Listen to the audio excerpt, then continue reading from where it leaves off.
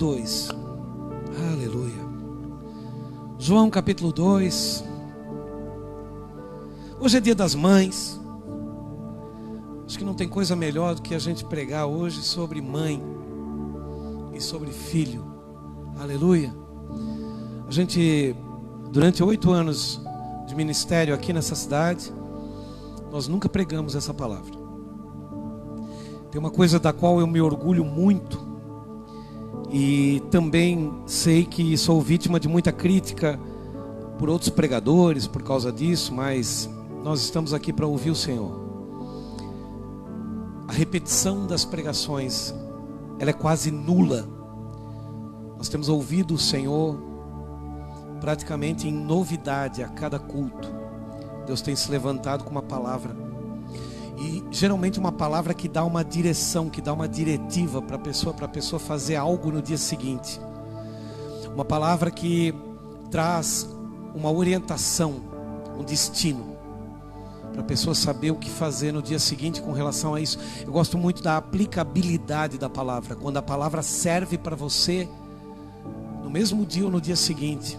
Nós já tivemos vários casos na igreja em que pessoas saíram do culto e depois confessaram para mim: pastor, eu cheguei em casa, peguei o telefone, liguei para uma pessoa que eu estava de mal, pedi perdão. Muitas vezes a pessoa dizia para mim: não deu certo, me xingaram. Mas o que eu sempre aconselhei: solte o seu fardo. Aleluia. Se a outra pessoa não quiser te perdoar, ela que fique com o dobro do peso. Mas você não pode carregar peso nenhum. Depois que você entrou para a fé, depois que você conheceu Jesus, depois que você aceitou caminhar com Ele, você não pode carregar peso desnecessário. A vida por si só já é peso suficiente. Aleluia. Então largue os fardos, solte os fardos. Eu tenho pedido perdão para pessoas que não me perdoam por coisas que eu acredito nem tenha feito, mas eu deixei o fardo com elas, irmão. Mandei elas carregar o meu e o delas. Aleluia. E se um dia elas quiserem me perdoar, elas que soltem o fardo e que venham me abraçar, porque eu estou com os braços abertos para receber todas as pessoas, quer eu tenha errado, quer não. De qualquer maneira, a gente está aqui para viver em paz. Aleluia. A vida é curta, e para viver em guerra é pior ainda, porque ela se torna mais curta ainda. Aleluia. Muito bom ver vocês aqui. É muito bom ver a igreja aqui. Eu não estou usando máscara porque eu estou distante de vocês, né? Nós temos aqui uma distância que ela fica aí em torno de 1,5 metro, né? Às vezes menos, às vezes mais, mas estamos aí. Aleluia. Leia comigo, por favor, João capítulo 2. Fala das bodas de Caná da Galileia e diz assim: 3 dias depois houve um casamento em Caná da Galileia. Achando-se ali a mãe de Jesus, Jesus também foi convidado com os seus discípulos para o casamento. Tendo acabado o vinho, a mãe de Jesus lhe disse: eles não têm mais vinho. Mas Jesus disse a ela: mulher, que tenho eu contigo? Ainda não é chegada a minha hora. Então ela falou aos serventes: ide fazei tudo o que ele vos disser. Até aqui. Aleluia. Fecha teus olhos. Pai, nós queremos te pedir que tu nos dê a revelação da tua palavra, que tu nos ajude, Senhor, porque nós somos fracos, falhos e muitas vezes omissos à leitura. Podemos querer traduzir a tua palavra, porém ela, Senhor, ela é notada de revelação do Espírito Santo. Por isso eu preciso, Senhor, que nessa noite, apesar de mim, tu fale comigo para os meus irmãos entenderem a tua palavra remidora, em nome de Jesus. Amém e amém. Aleluia. Irmãos, o que aconteceu em Caná da Galileia quando o filho chama a mãe de mulher? O que aconteceu naquele momento quando a mãe, a única coisa que ela queria era dizer para Jesus: faça alguma coisa. Acabou o vinho. Jesus naquele momento ele tinha dado um recado não para a mãe, dele, mas para toda a humanidade. Ele estava dizendo: eu não vim para atender pedidos pessoais por autoridade materna. Ele colocou ela na condição de criatura, a qual ele mesmo havia criado. Porque Jesus, sendo ele o verbo vivo, o autor da vida, ele criou todas as coisas, inclusive cada um de nós. Aleluia! E ele habitou dentro daquela mulher, para que ela pudesse concebê-lo. Então ele veio habitar no mundo que ele criou. E depois, quando ele, morrendo, ressurreto, voltou ao Pai, o Espírito dele veio habitar novamente dentro de nós. É uma confusão generalizada de salvação imediata. O que Jesus estava dizendo para ela não era tendo falta de educação ou destituindo ela de autoridade. Ele estava dizendo algo que eu quero que todos vocês e todos os que ainda confiam em santos, que notadamente deram o nome de Maria a estes santos, nós da Igreja Evangélica Verdadeira, nós respeitamos a pessoa de Maria mãe, de Maria menina, de Maria que carregou o meu Jesus no ventre. Aleluia! Porém sabemos que quem foi para a cruz foi o Filho. Isso faz toda a diferença. Naquele dia, Jesus deu um recado para aquela mulher. Ele disse: que parte tenho eu contigo, e com os teus desejos, e com os teus pedidos, e com a tua intercessão? Maria, mulher, naquela hora, ela estava intercedendo entre os que precisavam repor o vinho e aquele que podia fazer o milagre. Ela veio como intercessora. Ela soube da falta do vinho e ela veio até ele dizendo: acabou o vinho. E ele deu um recado que a humanidade ainda não escutou. Ele virou para ela e, não chamando-a de mãe, ele disse: mulher, respeitosamente, como criatura dele: mulher, que parte tenho eu contigo, com a tua intercessão? E então ela, entendendo o recado, ela vira para os servos e diz: tudo aquilo que ele disser, isto fazei. Porque agora não é eu quem mando, não é eu quem digo e não sou eu quem intercedo. A última palavra é dele. Aquilo que ele disser, aquilo que ele ordenar, aquilo que ele mandar, isso vocês devem fazer. Essa ordem hoje, ela ecoa em todas as Bíblias de todas as religiões. Está escrito da mesma forma na Bíblia católica, está escrito da mesma forma na Bíblia que é usada por umbandistas, na Bíblia que é usada pelo Espiritismo. Em qualquer Bíblia, ela continua dizendo: aquilo que ele disser, isto fazei.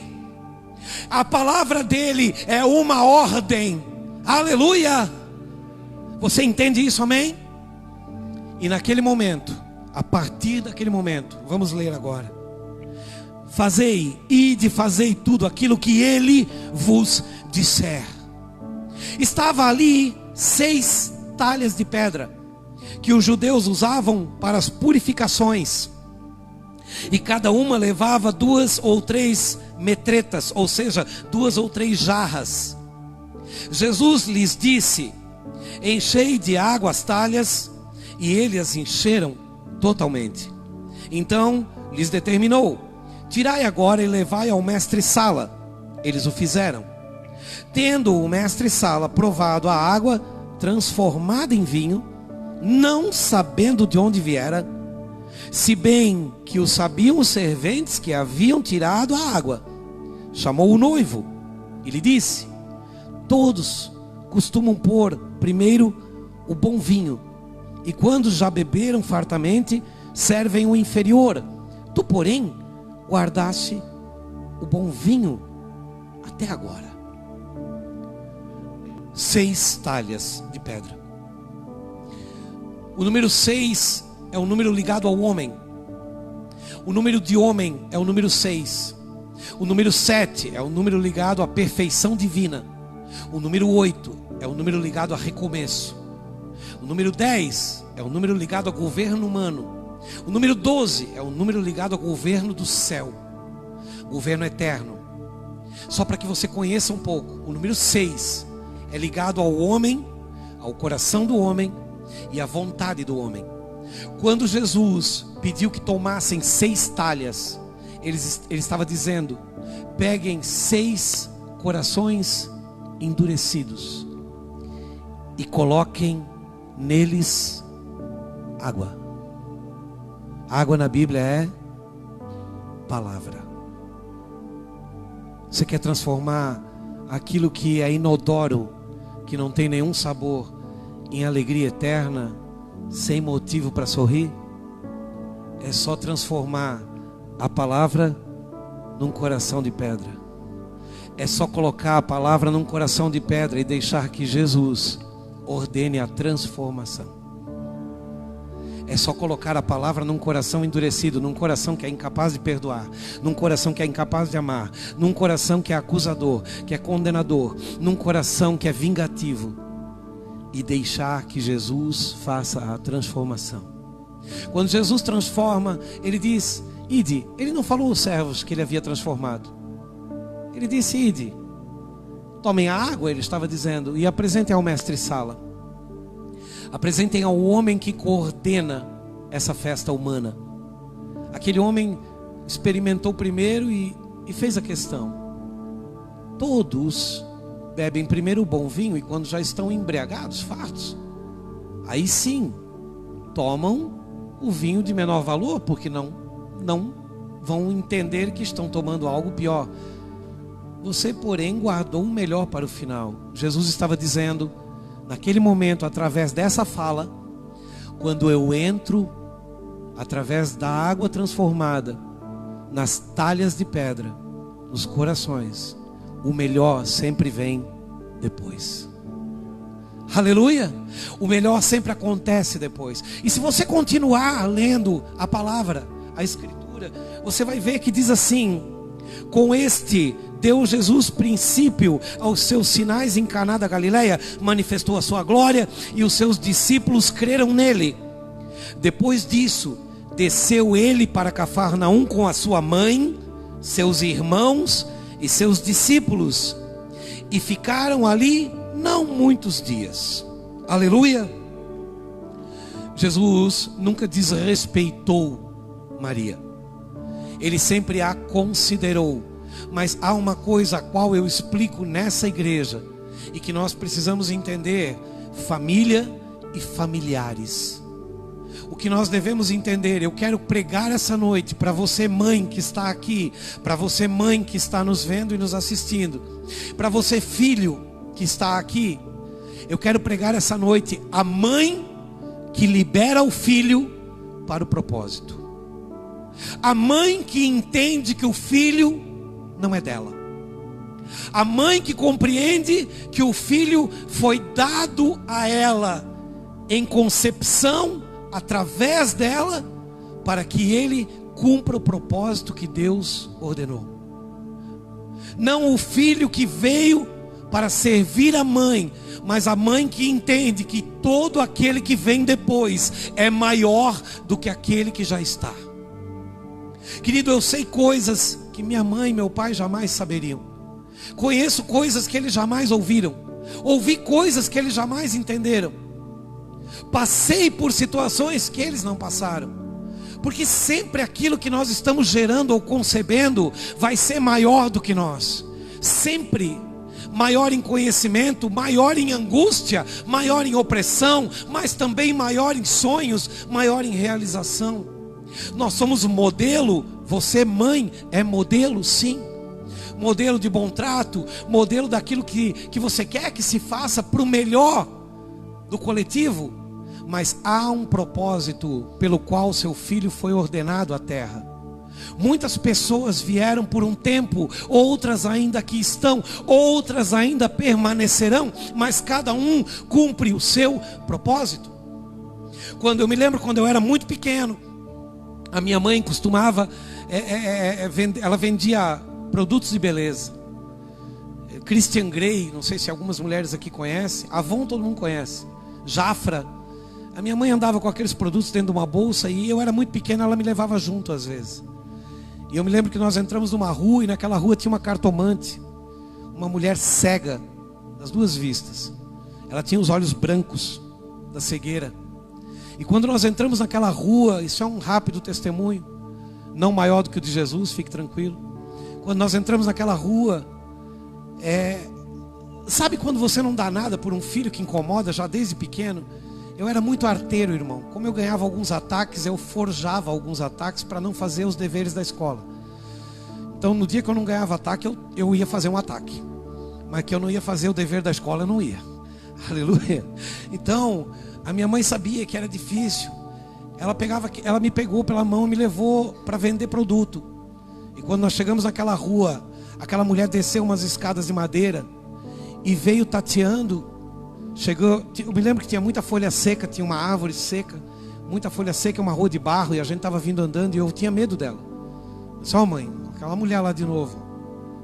E aquela mulher veio, nós sempre passávamos reto, e aquele dia ela disse: tem um menino aqui, tem um menino aqui. E a minha mãe parou e disse: ela está falando contigo, tem um menino aqui. E a minha mãe disse: é o meu filho, deixa eu tocar nele. E ela veio tateando o ar e eu fui deixando ela chegar, me agarrando na minha mãe. E eu disse: meu Deus, ela vai botar a mão em mim. E quando ela botou a mão em mim, ela disse: meu Deus. Eu me lembro disso. Eu devia ter uns 7 anos. Ela disse: multidões, multidões, ouvindo ele falar. E a minha mãe olhou para mim, olhou para ela e disse: acho que a minha mãe deve ter pensado: tem certeza? Tu não está errando de menino não. Isso aqui incomoda mais que um caminhão de macaco. Multidões, multidões. E eu comecei a querer chorar. Minha mãe disse: vambora, vambora, vambora. E nós me tirou dela e fomos embora. Mas eu nunca esqueci isso, até o dia de hoje. Passado anos, eu fui pior ainda, porque eu fui kardecista. Eu bati em cima de um sistema espírita. Eu fui uma pessoa terrível. Eu mexia muito com mortos. Eu adorava mexer com mortos. Tudo que tinha do mundo oculto era comigo. Todo tipo de feitiço, todo tipo de umbanda, todo tipo de magia negra, branca. Era uma pessoa ruim, uma pessoa difícil de lidar. Mas um dia Deus me encontrou naquele lugar. Deus me achou num dia em que eu limpava o salão mor da Casa Espírita, Fé, Amor e Caridade de Allan Kardec. E eu, abrindo a Bíblia, que estava sobre um tronco, eu li uma passagem de Apocalipse, capítulo 22, versículo 15, que diz: fora ficam os cães, os idólatras, os feiticeiros, os impuros, e todos aqueles que amam e praticam a mentira. E quando eu li aquilo, eu logo vi que eu ficaria fora de alguma coisa, e eu procurei saber do que. E eu entendi que eu ficaria fora da salvação do reino dos céus. E eu saí daquele ambiente para nunca mais voltar. Aleluia. A minha mãe, quando ela me concebeu, ela me liberou para um propósito. Ela não sabia o que eu seria, mas ela entendeu que havia alguma coisa que ela não planejou. Aleluia. Tinha alguma coisa a mais, tinha alguma coisa maior. E hoje, aqui, de púlpito, eu quero fazer uma homenagem. Nós estamos vivendo um dia comemorativo. E graças a Deus, eu falaria disso de qualquer maneira. Nós temos aqui no nosso meio a dona Dalva, mãe do Rafinha, a mãe do Rafael. Essa igreja, aqui em Canelinha, só existe, e vocês sabem disso, por causa do Rafael. O Rafael levantou essa igreja com uma Kombi de compras. Quando ele virava as caixas vazias dentro da Kombi para fazer delas assento. E ele batia de casa em casa para buscar as pessoas, para levar para dentro de uma sala que nós tínhamos no portal dessa cidade. A dona Nadilene começou comigo numa garagem. Naquele tempo o Rafael ainda não estava conosco, mas nós éramos 12, 13, chegamos a 15. Mas no dia que nós viemos para ali, esse menino tomou a frente e falou: eu vou te ajudar, pastor. Nós vamos levantar essa igreja. Nessa cidade vai ser a maior igreja. Nós vamos louvar o Senhor. Nós vamos adorar o Senhor. Grandioso Deus, ele dizia. Eu me lembro de quantas vezes ele subiu aqui em cima para fazer oração. E ele levantando as mãos dizia: grandioso Deus. Grandioso Deus. Ontem eu e o Igor, nós víamos vídeos onde o Rafael estava conduzindo cultos aqui nesse lugar. Nós tivemos, eu não estou desmerecendo ninguém que me ajudou, de maneira nenhuma. Mas eu me lembro quando o Rafael chegou com o Jades. Eu me lembro quando o Rafael trouxe o Jades. O Jades, creia, se você ver uma foto do Jades, você vai dizer: não tem como esse menino ter se transformado desse jeito. Quando o Rafael trouxe o Jades tocava música em barzinho no mundo. E o Jades tinha feito um louvor. E o Rafael chegou para mim e falou: pastor, dá crédito porque esse aqui é de Deus. Dá crédito porque esse aqui é de Deus. Pode dar crédito. Eu conversei com ele, eu preguei no coração dele, ele chorou. Esse aqui é de Deus. Irmão, o Rafael trouxe tanta gente que ainda está aqui. O Rafael trouxe tanto. Beto, Sandra, aleluia. Rafael deu conselho para vocês virem para a igreja, para vir nos visitar pela primeira vez. Creio que sim, aleluia. Eu tenho mais gente aqui, eu tenho muita gente aqui, Minei. Tem mais gente aqui que o Rafael trouxe. Joãozinho, Cris, Dona Zenaide. Tem mais gente aqui que o Rafael trouxe, aleluia. O Rafael começou essa igreja.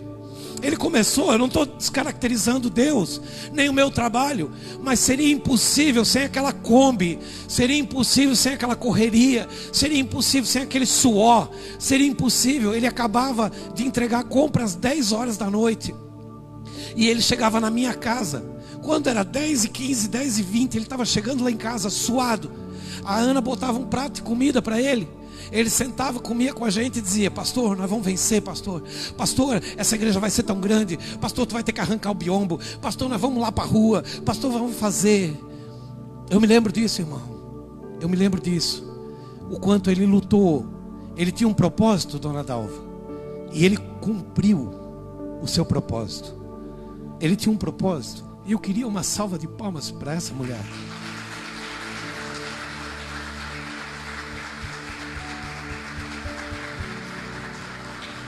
Hoje, dona Dalva, nós pregamos.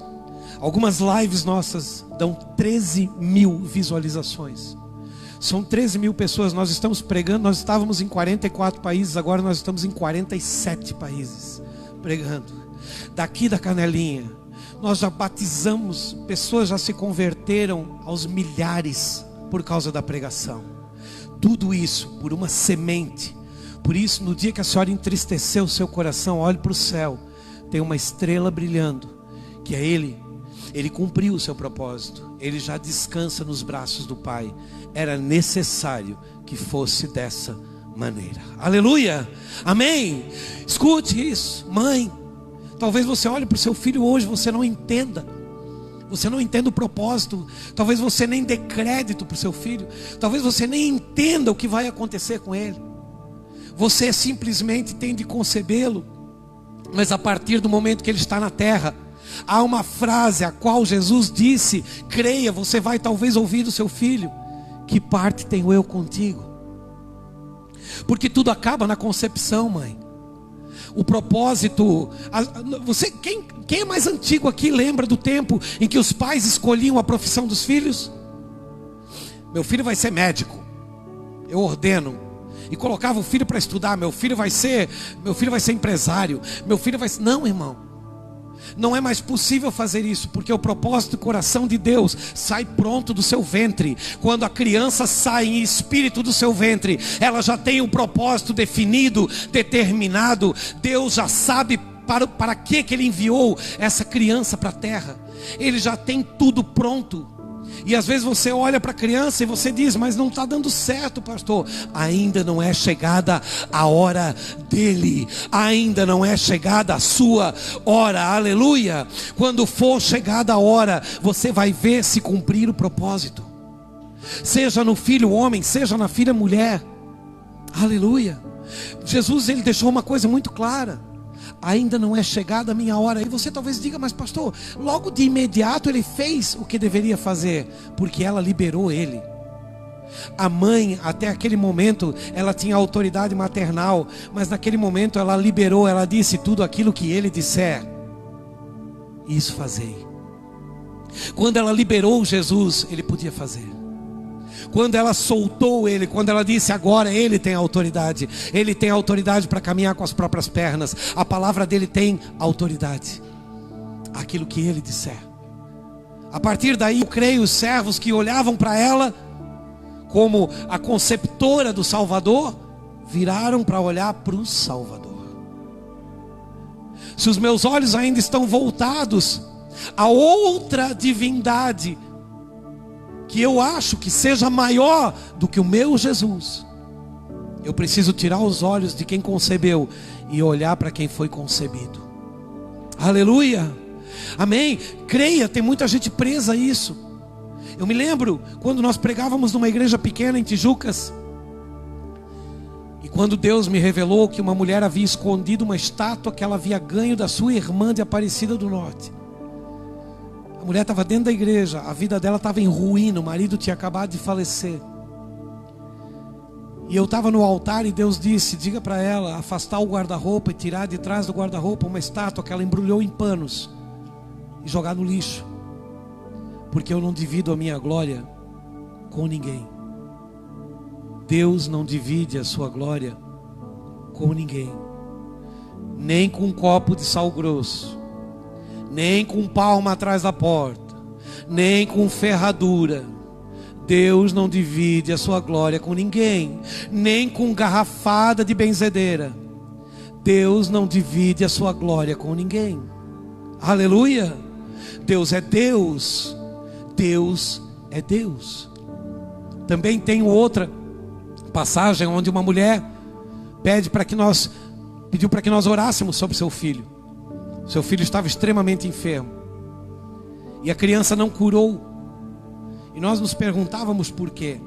Até que nós descobrimos que ao mesmo tempo que ela vinha na igreja pedir a oração, ela ia até uma benzedeira e pegava uma garrafa de ervas para dar de beber ao seu filho.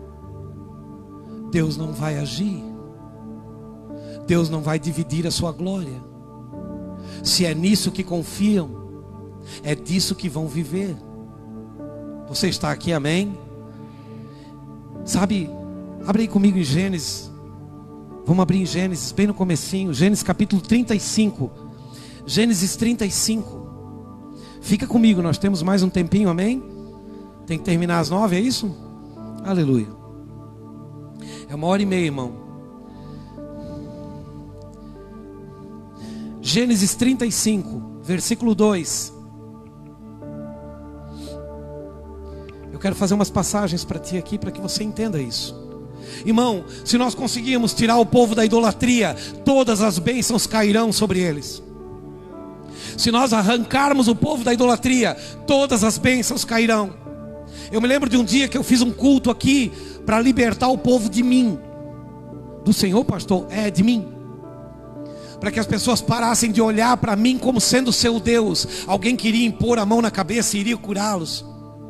As pessoas foram chamadas à frente, e creia, muitas pessoas caíram aqui na frente.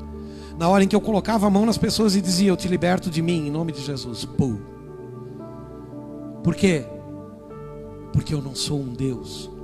Eu sou uma pessoa que careço da misericórdia de Deus.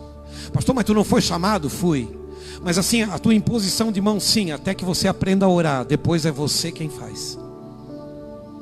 Até que você aprenda. Quando é que você cuida do filho? Até que ele aprenda a caminhar. Depois você solta ele e fica vendo ele caminhar. É até que ele aprenda. Não é para carregar nas costas a vida inteira, porque daqui a pouco ele tem 8 anos, ele está pesado. 10 anos, ele está pesado. E daqui a pouco você está com ele com 12 anos, você não aguenta mais o peso dele. Uma pessoa que fica muito tempo sem crescimento, ela se torna um peso gigante para quem carrega ela. Aleluia. Você está aqui, amém? É bonito, né? Escuta isso aqui, 35:2. Então disse Jacó à sua família. Para quem que Jacó falou? Para a sua? Opa. E a todos os que com ele estavam: lançai fora os deuses estranhos que há no vosso meio, purificai-vos e mudai as vossas vestes. Levantemo-nos e subamos a Betel. Farei ali um altar ao Deus que me respondeu no dia da minha angústia e me acompanhou no caminho por onde eu andei. Aleluia! Lançar fora. Irmão, tem crente que ainda cultua deuses para agradar a avó, que a avó ainda está viva. Se a minha avó souber que eu aceitei Jesus e fui para a igreja evangélica, ela morre, tadinha. Eu não confronto a minha avó, mas eu confronto Jesus. Eu não enfrento a minha família, mas eu enfrento o meu Criador. E aí não sabemos por que andamos doentes. Não sabemos porque andamos com insônia. Não sabemos porque o casamento é destruído. Não sabemos porque a finança não prospera. Não sabemos. Escute isso, é forte, é forte. Vamos levantar um altar e adorar o nosso Criador, o Deus que nos salvou no dia da angústia. Aleluia. Mudar as nossas vestes e nos purificar. Abre aí Josué capítulo 24, versículo 15. Josué, está um pouquinho para frente, antes de Juízes. Josué capítulo 24, versículo 15. Você está aqui, amém? Quando eu estava no meu quarto de oração, e Deus dizia: eu preciso que você pregue isso. Eu recuei no mínimo umas 3 vezes, dizendo: Senhor, poupa-me disso. Eu não quero ofender pessoas. E Deus disse: querido, as pessoas ofendem a minha consciência. Aleluia, você está aqui, amém? As pessoas ofendem a minha consciência. As pessoas entregam a vida para mim, mas quando a vida delas fica ruim financeiramente, fica ruim na saúde, fica ruim, elas me abandonam e tentam resolver sozinhas. Aí elas estragam mais do que já estava, daí querem entregar para mim de volta. É como se eu fosse um Deus de restos. É como se eu fosse um Deus de bagunça, de coisa destruída. Não, eu quero a tua vida, eu quero transformá-la e eu quero ficar com ela. Deus quer dominar. Deus quer que você fique preso a Ele. E creia, preso a Cristo é preso ao caminho, à verdade e à vida. É preso àquilo que te liberta. Conhecereis a verdade, Cristo, o caminho, a verdade e a vida. E a verdade vos libertará. Seja livre. Aleluia. Escute isso. Diz assim Josué 24:15. Porém, se vos parece mal servir ao Senhor, escolhei hoje. Quando? Hoje. A quem quereis servir? Se aos deuses a quem serviram vossos pais, que estavam da além do Eufrates, ou aos deuses dos amorreus, cuja terra habitais? Porém eu e minha casa serviremos ao Senhor. Aleluia. Eu e minha casa serviremos ao Senhor. Querido, outra coisa que eu preciso que você compreenda: nós nos convertemos, aceitamos Jesus como nosso Senhor e Salvador. Impossível, mas aceitamos. Impossível, pastor? Sim, você não pode aceitar Jesus. É Ele que precisa te aceitar. Nós não temos a capacidade de aceitá-lo, nós temos que abrir o nosso coração para que Ele nos aceite. É Ele que nos aceita. É como se eu dissesse: vou dar uma chance para Jesus. Hoje eu vou aceitar Jesus. Hipocrisia. É Ele que do alto olha para nós e diz: eu vou te aceitar do jeito que você é, mas eu vou mudar a tua vida. Eu vou mudar a tua estrutura. Eu vou mudar o teu jeito de pensar, de agir, de falar. vou cortar teus palavrões, tuas mentiras, tuas prostituições. Eu vou cortar tuas idolatrias. Eu vou fazer algo na tua vida qual nunca foi feito antes. E se nós não deixarmos Ele fazer, se nós dissermos: Espírito Santo, entra na minha vida, mas não mexe aqui, não toca ali, essa gaveta não, esse lugar não, Ele não vai poder fazer. E creia, Ele é educado o suficiente para te respeitar e não tocar. Mas se você disser, por mais que doa, arranca, Senhor, toca no que tem que ser tocado, tira o que tem que ser tirado, me envergonha, me constrange, se for preciso publicamente, mas muda a minha vida, até que eu entenda quem Tu és na minha casa, até que eu entenda quem Tu és na minha vida. Tem que ter coragem para fazer isso, irmão, porque se tem uma coisa que Deus gosta de fazer, é puxar as fraldas de alguém e mostrar as vergonhas. Uma coisa que Deus adora fazer é pegar uma pessoa assim publicamente, soltar um link assim de internet assim publicamente, para todo mundo ver o que essa pessoa andava vendo. Uma coisa que Deus gosta de fazer é isso. Quando eu pedir para Ele arrumar, Ele tem que arrumar. E se Ele vai arrumar, eu tenho que me preparar, porque pode ser doloroso. Aleluia. Então eu não tenho a capacidade de aceitá-lo, mas eu preciso entender uma coisa: a partir do momento que eu deixei que Ele me aceitasse como seu filho, eu fui honrado. Deus escolheu a dedo cada um de vocês. Lá do alto Ele apontou o dedo dizendo: este, aquele. Você não veio por acaso, você não está aqui por acaso, você não virou crente, pelo amor de Deus, não faça isso. Os crentes envergonharam a terra. Crente é o diabo que viu Deus, ele crê, torne-se filho de Deus. Mude a sua identidade, troca o teu sobrenome. Aquele que se chama pelo meu nome, diz o Senhor. Chamar-se pelo nome de Deus é ter o sobrenome dele, é carregar nas tuas atitudes o sobrenome do Senhor. Nós temos ensinado isso para a igreja. E creia, você só é réu daquilo que você sabe. Você só será julgado pelas coisas que foi ensinada para você, pelas coisas que você ouviu, entendeu, aceitou e viveu, ou tentou viver. Se você não sabe de alguma coisa, você não será julgado. Mas se você sabe, você precisa se preparar para o julgamento. Aleluia. Quando Josué declarou essa palavra, dizendo: eu e minha casa serviremos o Senhor, ele tinha visto no meio do povo muita idolatria. Ele tinha visto no meio do povo muito apego desnecessário a coisas que não podem salvar. E Josué, quando ele declara isso, ele diz: olha, eu não vou carregar vocês nas costas. Eu apresentei um Deus que cura, salva e liberta. Vocês é que escolhem agora qual o Deus que vocês querem seguir. Porém eu e minha casa serviremos o Senhor. Eu e minha casa serviremos aquele que salva, cura e liberta. Aleluia. Você entende isso, amém? Abra comigo rapidinho aqui, ó, em Juízes capítulo 6, versículo 25. Bem rapidinho. Eu quero ler isso aqui para ti, não posso perder essa oportunidade. Juízes 6, 25. Eu ainda estou pregando Maria, mãe de Jesus, que libera seu filho para o propósito. A quebra da idolatria. Quem tem alguma menina aqui de 14 anos? Tem, levanta a mão. De 15, de 12, de 15 anos. Fica de pé um pouquinho. Quando Maria engravidou de Jesus, ela tinha 14 anos de idade. Ela andou 153 quilômetros em cima de um jumentinho, dia e noite, para ir para Belém ter o meu Jesus menino. Obrigado. Você compreende isso? Aí tem alguém da igreja evangélica que quer falar mal de Maria.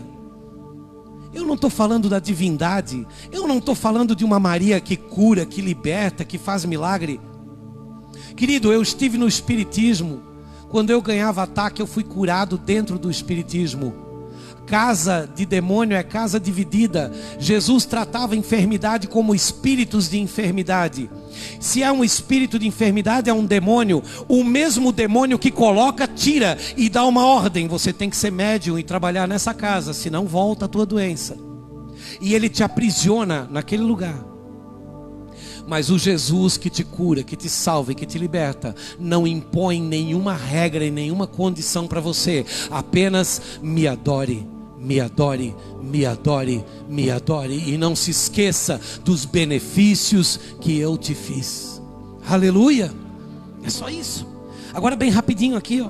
Juízes 6:25 fala de Gideão e diz assim, ó: naquela mesma noite lhe disse o Senhor: toma um boi que pertence a teu pai, a saber, o segundo boi de 7 anos, derruba o altar de Baal, que é de teu pai, e corta o poste ídolo que está junto ao altar. Edifica ao Senhor teu Deus um altar em cima deste baluarte, em camadas de pedras. Toma o segundo boi e oferece-o ali em holocausto com a lenha do poste ídolo que vieres a cortar. Então Gideão tomou 10 homens dentre os seus servos e fez como o Senhor lhe dissera, temendo ele. Porém o povo da cidade não fez de dia, mas de noite. Levantando-se, pois, de madrugada, os homens daquela cidade, eis que estava o altar de Baal derrubado, o poste ídolo que estava junto dele cortado, e o referido segundo boi fora oferecido em altar edificado. E uns e outros diziam: quem fez isso? E perguntando ou inquirindo, disseram: Gideão, o filho de Joás, fez essas coisas. Então os homens daquela cidade disseram a Joás: leva para fora teu filho, para que morra, pois derrubou o altar de Baal e cortou o poste ídolo que estava junto dele. Porém Joás disse a todos os que se puseram contra ele: contendereis vós por Baal? Livrá-lo-eis vós?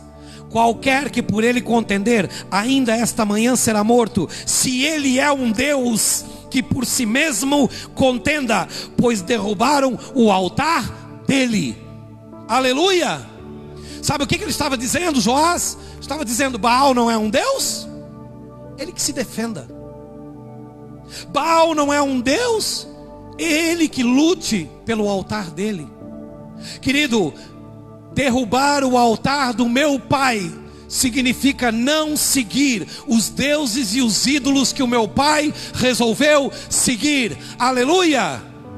A minha casa, a minha família, os meus tios, os meus primos, os meus sobrinhos, a minha irmã, escolham a quem querem seguir, porém eu e minha casa seguiremos e serviremos o Senhor Jesus. Aleluia. Aplauda o Senhor, amém.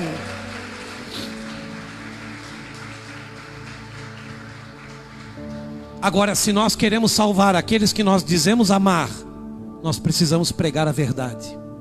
Pastor, mas se pregar a verdade vai todo mundo embora. Não faz mal. Onde 2 ou 3 estiverem reunidos, eu estarei no meio deles. Aleluia. Nós estamos pregando para 1.000, 2.000, 3.000 pessoas. Ah, pastor, e se essas 2.000 pessoas resolverem desligar o celular e não quiserem mais seguir? Eu e minha casa serviremos o Senhor. Eu e minha casa serviremos o Senhor. Aleluia. É uma decisão. Amém. Não viemos, não nos vendemos, não somos comprados, não nos trocamos por absolutamente nada. A verdade liberta o homem. Aleluia. Eu só quero finalizar com 1 Samuel capítulo 5 versículo 1. Por favor. Temos 15 minutos. Eu vou aproveitar cada minuto. Você não veio aqui à toa, irmão. Aleluia. Aí talvez você diga assim, lá em casa: eu saí de uma pregação lá em Itajaí, e uma mulher correu em mim e falou assim: pastor, graças a Deus, lá em casa eu sou a única crente que aceitou Jesus. Eu falei para ela: shh, não conta isso para ninguém. Vão descobrir que tu não pregou nem para tua família. Vão descobrir que tu não tentou salvar nem teu pai, nem tua mãe, nem tua irmã. Vão descobrir que tu diz que tu ama a tua família, mas tu não tentou levar ninguém para o céu. Vão descobrir que tu é uma egoísta que quis ir sozinha. Credo, pastor. Só faltou ela fazer assim. Eu disse: vai em paz, mas prega para tua família. prega para a tua casa. Irmão, Jesus fez uma divisão, não uma acepção. Um dia chegou um jovem, ele estava no templo pregando na Galileia, e o jovem corre para ele e diz assim: Senhor, mestre, tua mãe e teus irmãos estão lá fora e querem falar contigo. Jesus, olhando a multidão, disse: quem é minha mãe? E quem são os meus irmãos? Minha mãe e meus irmãos são aqueles que ouvem a palavra do meu Pai e as praticam. Jesus estava dividindo família de familiares. Jesus estava dizendo: eu não pude escolher meu pai, eu não pude escolher minha mãe, eu não pude escolher meus irmãos lá em casa, irmãos do ventre, mas eu posso escolher a minha família em Cristo. Eu posso escolher com quem eu quero caminhar, quem eu amo, por quem eu oro, por quem eu dobro o meu joelho. Eu posso escolher. Eu sou livre para escolher a minha família. Porque se meu entendimento de família se concentra só o ventre da minha mãe, se concentra só os meus familiares, então eu não vou poder ir para o céu, irmão. Porque lá nós somos todos uma única família em Cristo Jesus. Aleluia! Consciência coletiva. Pai nosso que estás no céu, santificado seja o vosso nome, venha a nós o vosso reino. É nosso, não é da família. Rapidinho. Os filisteus, 1 Samuel 5. Os filisteus tomaram a arca de Deus e a levaram para Ebenezer, a Asdod. Tomaram os filisteus a arca de Deus e a colocaram na casa de Dagom, junto a este. Levantando-se, porém, de madrugada, os de Asdod, no dia seguinte, eis que Dagom estava caído com o rosto em terra diante da arca do Senhor. Tomaram-no e tornaram a colocá-lo de pé. Levantando-se de madrugada no dia seguinte, pela manhã, eis que Dagom estava caído de bruços diante da arca do Senhor. A cabeça de Dagom e as suas 2 mãos estavam cortadas sobre o limiar do altar. Dele ficaram apenas o tronco. Por isso, os sacerdotes de Dagom e todos os que entram no seu templo não pisam no limiar do altar de Asdod até o dia de hoje. Quero fechar com uma coisa bem rápida.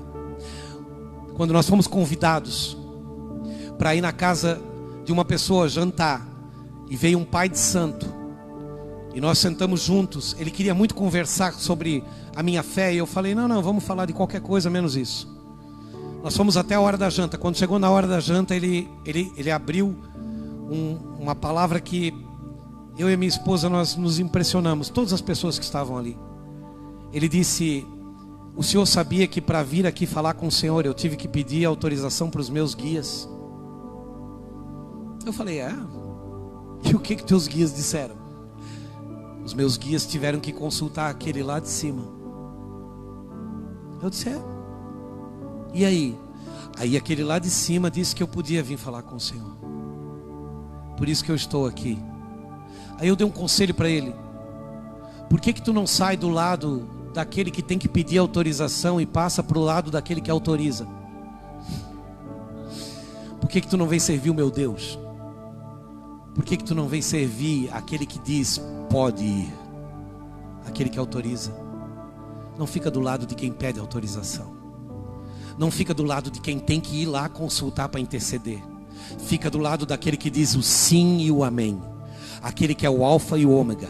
Aquele que é o primeiro e o último. Aquele que não tem variação de sombra. Aquele que é luz para as nações. Aquele que é o criador dos céus e da terra. Aquele que é Senhor de senhores e é Rei de reis. Aleluia! Você pode aplaudir o Senhor, amém? Sim, mais forte se é para Ele, aleluia! Vamos adorar o Senhor? Construa um altar para Deus. Construa um altar para Deus. Mães, você que está aqui, construa um altar para Deus. Libera teu filho para o propósito. Entenda a caminhada do teu filho. Às vezes nós olhamos para o nosso filho e dizemos: ele não é nem parecido comigo, nem parece ser meu filho, é totalmente diferente. É porque realmente ele não veio para ser parecido contigo. Ele veio para ter seu próprio propósito, sua própria caminhada. Aleluia. Deus está diversificando. Deus não está unificando. Fica de pé comigo, por favor. Quero muito que você ore. Quero muito que você entenda isso. Levanta a tua mão direita. Pai, nós estamos aqui nessa reunião, entregando esse culto, Senhor, em adoração e louvor. E pedindo, Senhor, que Tu te compadeça de nós. Senhor, não queremos de maneira nenhuma, Senhor, magoar corações e ofender mentes. Mas queremos libertar pessoas cativas e aprisionadas, Senhor, a longínquas orações.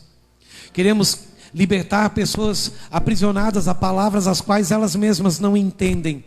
Livrá-las, Senhor, de ídolos. Livrá-las, Senhor, de coisas que estão aprisionando elas, Senhor, e que não podem ajudá-las no momento da aflição e da angústia.